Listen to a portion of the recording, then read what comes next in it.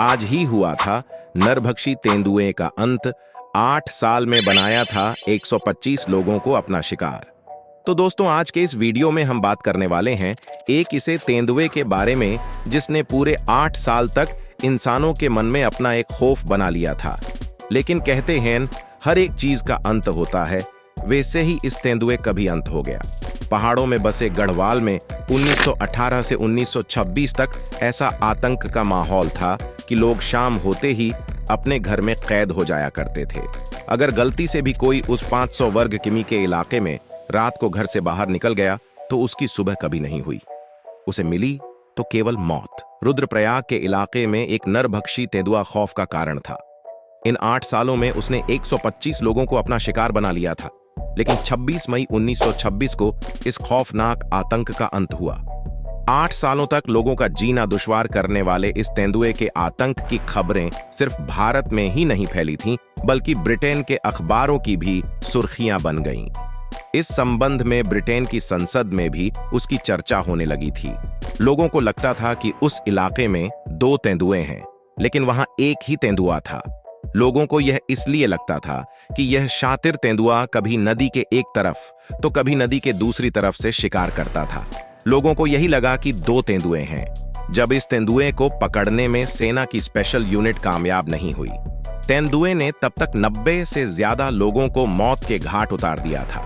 उसके बाद उत्तर प्रदेश के गवर्नर ने नैनीताल के मशहूर शिकारी जिम कॉर्बेट से संपर्क किया।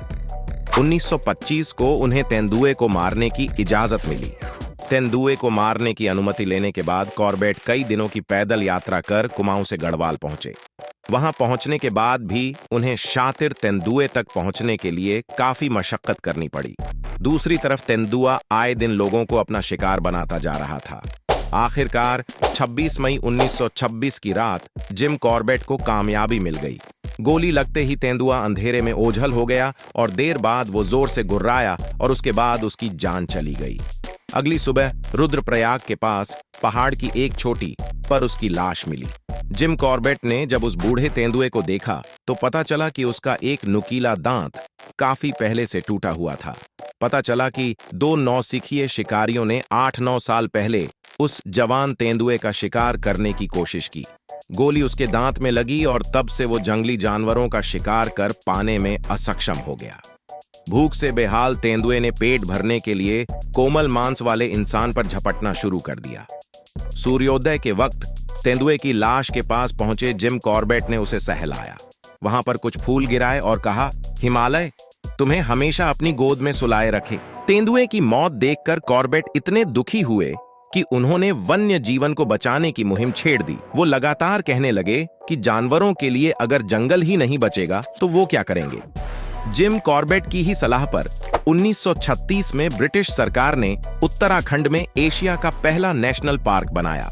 जिम कॉर्बेट के भारत छोड़कर केन्या जाने के बाद उनके दोस्त और उत्तर प्रदेश के पहले मुख्यमंत्री गोविंद बल्लभ पंत ने पार्क का नाम जिम कॉर्बेट नेशनल पार्क कर दिया गया, जहां आज दुनिया में बाघों का बसेरा है। तो दोस्तों, अगर आपको यह वीडियो पसंद आई हो तो वीडियो को लाइक करके हमारे YouTube चैनल को सब्सक्राइब जरूर करें। धन्यवाद।